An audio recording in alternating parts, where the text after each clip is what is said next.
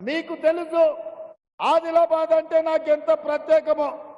నేను PCC president అయిన మొట్టమొదటి ప్రోగ్రాం నిర్మల్ నియోజకవర్గంలో మోడీ పెంచిన ధరలకు వ్యతిరేకంగా పెట్రోల్, గ్యాస్, డీజిల్ అదే విధంగా నిత్యావసర వస్తువుల ధరలు పెంచిన మోడీకి వ్యతిరేకంగా ఈ నిర్మల్ నుంచే కార్యక్రమం తీసుకోవడం జరిగింది. ఇదే కాదు, ఆనాడు ఇంద్రవెల్లిలో ఈ కేసీఆర్ ప్రభుత్వానికి వ్యతిరేకంగా దళిత గిరిజన దండోర కార్యక్రమాన్ని తీసుకొని కేసీఆర్ ను గద్దె మీద నుంచి దించడానికి ఈ ఆదిలాబాదుని అడ్డాగా చేసుకొని ఈ ఆదిలాబాద్ ఇంద్రవెల్లి నుంచే కేసీఆర్ పై సమర శంఖం ఊదినం.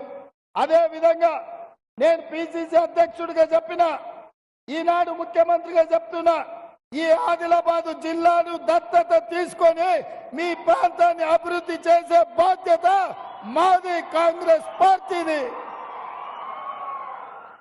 తుమ్మిడిఎట్టి దగ్గర ప్రాణహిత చేవెళ్ల ప్రాజెక్టును కట్టి 1,50,000 ఎకరాలకు మీకు నీళ్లు ఇచ్చే బాధ్యత కాంగ్రెస్ ప్రభుత్వంది, ఇందిరమ్మ రాజ్యంది. ఇదే కాదు, మీ ప్రాంతంలో ఉన్న సిమెంట్ కంపెనీ సిసిఐ మూతపడ్డది.